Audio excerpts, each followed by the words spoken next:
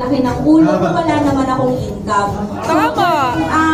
Kung pag nag-humble down ako, pag nakinig ako, nag-submit ako, i-income ako ng malaki katulad ng mga nakikita ko, di gawin ko na lang po yun, mas maganda pa.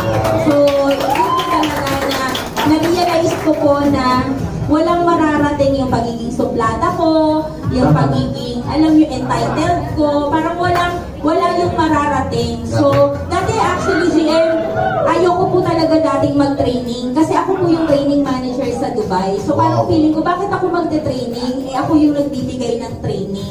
So, pero, nakikita ko, ang daming kumikita, ang daming nabibless. So, sabi ko, parehas kami ng business.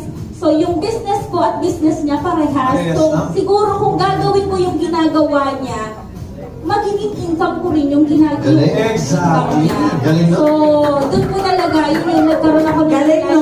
realization